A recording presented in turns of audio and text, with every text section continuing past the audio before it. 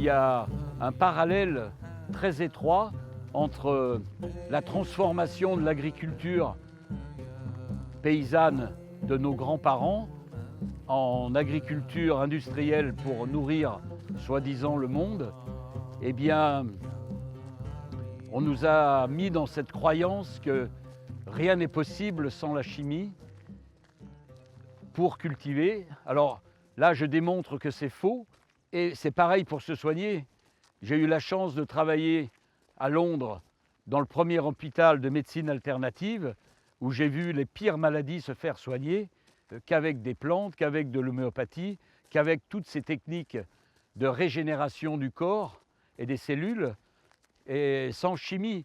Donc, depuis 5000 ans que les médecines existent, qu'elles soient chinoises, ayurvédiques, arabes, gréco-romaines, etc., eh bien, elles n'ont jamais eu besoin de molécules chimiques.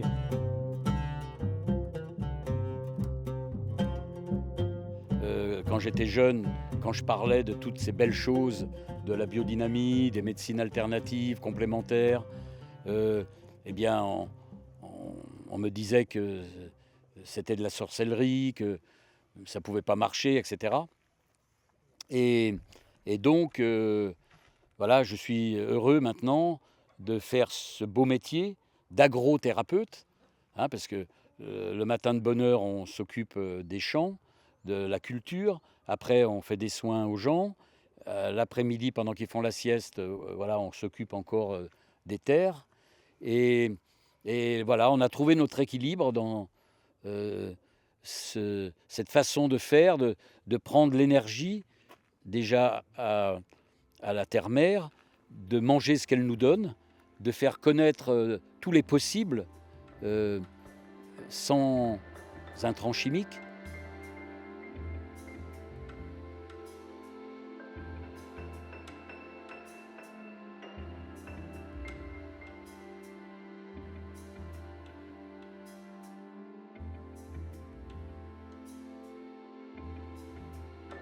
Tout le monde peut faire quelque chose, même sur son balcon.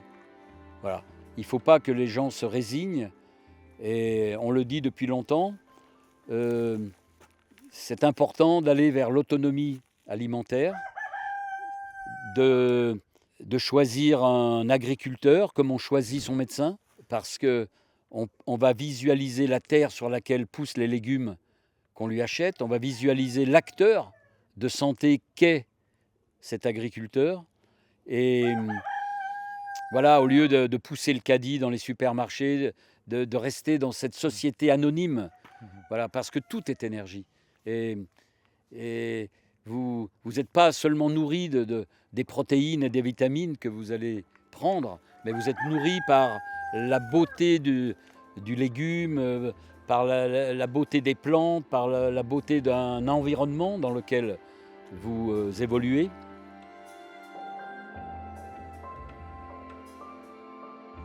Cette réconciliation avec la nature, elle est une réconciliation avec soi-même, puisqu'on a tous tellement de blessures, de notre jeunesse, de nos affects. Eh bien, je l'ai remarqué aussi quand je me suis occupé à la Croix-Rouge de délinquants, d'handicapés.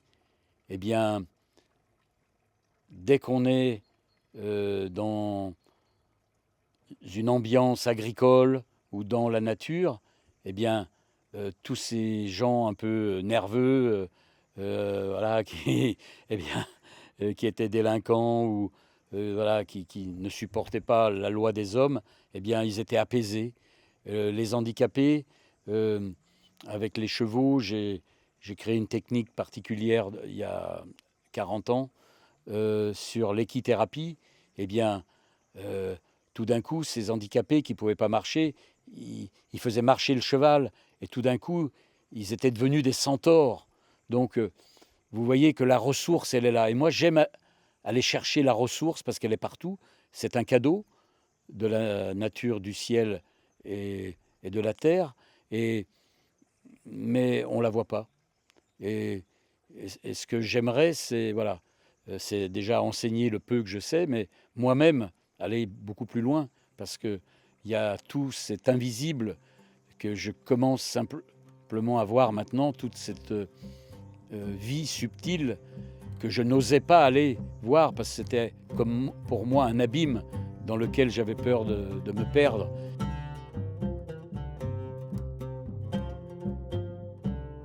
Les variétés que je sélectionne, c'est des variétés qui vont avoir une action thérapeutique.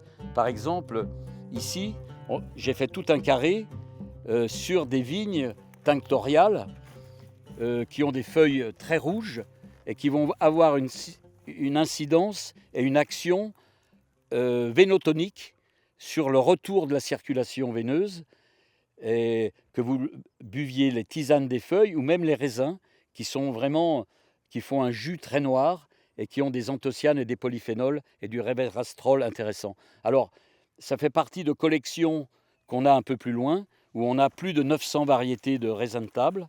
Voilà. Donc là, on est sur les vignes rouges. On a planté une très vieille variété de rose, qui est une vieille variété de rose de Damas, c'est la rose Nesri, pour faire de la cosmétique. Donc j'ai voulu faire en sorte que les énergies déjà travaillent entre elles, entre l'olivier et les rosiers, pour après les mélanger pour faire une crème avec la rose. Avec cette rose qui est très puissante, qui est anti-inflammatoire pour la peau, qui est nourrissante. Voilà. Donc nous sommes au printemps et les premières feuilles apparaissent et voilà, tout ça ce sera plein de roses. Voilà. Et donc entre chaque rangée ici, nous avons mis ces rosiers de Damas. Le yuzu, c'est un citron japonais issu d'un citron et d'un pomelo, je crois. En tous les cas, il a des arômes fantastiques. Moi, personnellement, c'est pour la médecine. Parce que il a, premièrement, c'est un arbre sacré des shintoïstes japonais et chinois. Et comme tout arbre sacré, eh bien, il a des vertus hors du commun. Et pour moi, en dehors des vertus qu'ont tous les agrumes, c'est-à-dire une stimulation de la circulation globale, aussi bien du cerveau que dans le corps.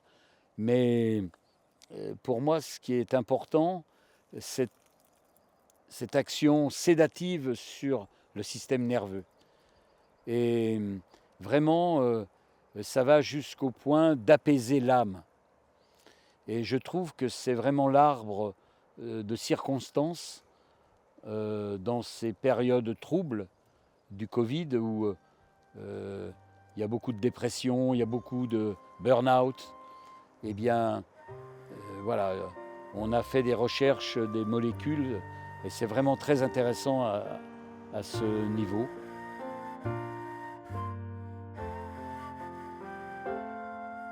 Eh bien que tout est dans la nature, mais il suffit de la respecter, il suffit de travailler en synergie avec elle et voilà, vous voyez, on peut avoir du miel, on peut avoir des légumes, on peut avoir des fruits, on peut faire des médicaments, tout est là, même le sauvage, si on n'a pas le temps de planter, on peut aller se nourrir du sauvage et se soigner avec le sauvage. Sur 1 mètre carré, vous n'imaginez pas tout ce qu'il y a. Il y a des plantes incroyables. Donc, vraiment, on a méprisé cette nature qui est restée à notre service pendant très longtemps. Et là, je crois que nous lui avons manqué de respect. Nous avons été des prédateurs qui nous amènent au chaos et peut-être à la 6e extinction. Moi, je trouve que la solution est tellement là, tellement dans ces plantes, dans les molécules, qu'il ne faut pas séparer. Il faut garder les totems de la plante parce qu'elles vont être dans leur jus natif. Elles vont être avec tout ce qui les constitue et en équilibre. En équilibre, voilà, avec l'échelle de Mendeleïev. Voilà, c'est un tout. C'est ce totem, cette vision holistique de la vie, de la nature, de la médecine. Elle ne peut pas être séparée. Et on a séparé. Voilà. Et on s'est séparé de l'unicité. Vous voyez qu'il y a cette abondance qui est là, prête à naître, Il y a cette vie qui est prête à naître, même dans une terre stérile. Tout est là.